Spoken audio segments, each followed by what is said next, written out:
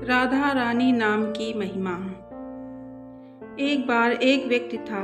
वह एक संत जी के पास गया और कहता है कि संत जी, मेरा एक बेटा है। वो ना तो पूजा पाठ करता है और ना ही भगवान का नाम लेता है। आप कुछ ऐसा कीजिए कि उसका मन भगवान में लग जाए। संत जी कहते हैं, ठीक है बेटा, एक दिन तू उसे मेरे पास लेकर आ जा। अगले दिन वो व्यक्ति अपने बेटे को लेकर संत जी के पास गया। अब संत जी उसके बेटे से कहते हैं, बेटा बोल राधे राधे। बेटा कहता है, मैं क्यों कहूँ। संत जी कहते हैं, बेटा बोल राधे राधे। वे इसी तरह मना करता रहा और अंत तक यही कहता रहा कि मैं क्यों कहूँ राधे राधे। संत जी ने कहा, जब तुम मर जाओगे और यमराज के पास जाओगे, तब यमराज तुमसे पूछेंगे कि कभी भगवान का नाम लिया, कोई अच्छा काम किया, तब तुम कह देना कि मैंने जीवन में एक बार राधा रानी के नाम को बोला है, बस एक बार। इतना बताकर वह चले गए। समय व्यतीत हुआ और एक दिन वो मर गया। यमराज के पास पहुंचा।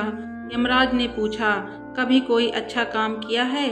उसने कहा, हाँ महाराज, मैंने जीवन में एक बार श्री राधा रानी के नाम को बोला है। आप उसकी महिमा बताइए। यमराज सोचने लगे कि एक बार नाम की महिमा क्या होगी, इसका तो मुझे भी पता नहीं है। यम बोले, चलो इंद्र के पास, वे ही बताएंगे। तो वो व्यक्ति बोला, मैं ऐसे नहीं जाऊंगा, पहले पालकी लेकर आओ, उसमें बैठ कर जाऊंगा। यमराज ने सोचा, ये बड़ी मुसीबत है। फिर भी पालकी मंगवाई गई और उसे बिठाया। 4 कहार लग गए। वो बोला, यमराज जी, सबसे आगे वाले कहार को हटाकर उसकी जगह आप लग जाइए। यमराज जी ने ऐसा ही किया। फिर सब मिलकर इंद्र के पास पहुँचे और बोले कि एक बार श्री राधा रानी के नाम लेने की महिमा क्या है।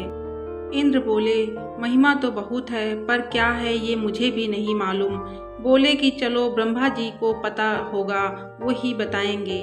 वो व्यक्ति बोला, इंद्र जी ऐसा है, दूसरे कहार को हटाकर आप यमराज जी के साथ मेरी पालकी उठाइए। अब एक और यमराज पालकी उठा रहे हैं और दूसरी तरफ इंद्र लगे हुए हैं। पहुँचे ब्रह्मा जी के पास। ब्रह्मा ने सोचा कि ऐसा कौन सा प्राणी ब्रह्मलोक में आ गया है जो स्वयं इंद्र और यमराज पालकी उठाकर ला रहे हैं।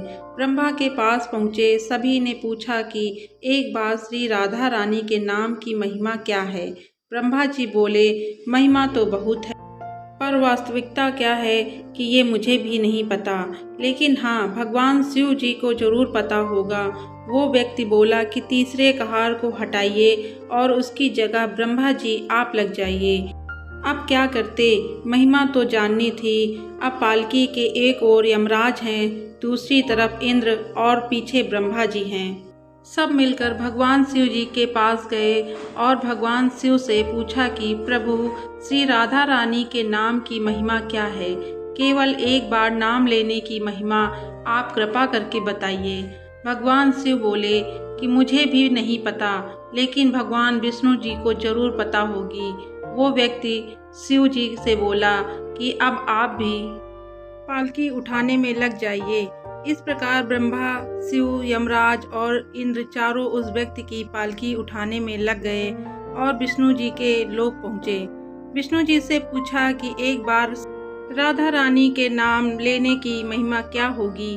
विष्णु जी बोले, अरे, जिसकी पालकी को स्वयं मृत्यु का राजा यमराज, स्वर्ग का राजा इंद्र, ब्रह्मलोक के राजा ब्रह्मा और साक्षात भगवान शिव उठा रहे हों, इससे बड़ी महिमा क्या होगी।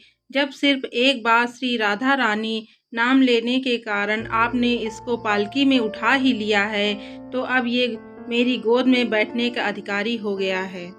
भगवान श्री कृष्ण ने स्वयं कहा है कि जो केवल रा बोलते हैं तो मैं सब काम छोड़कर खड़ा हो जाता हूँ, और जैसे ही कोई धा शब्द का उच्चारण करता है तो मैं उसकी ओर दौड़ लगाकर उसे अपनी गोद में भर लेता हूँ।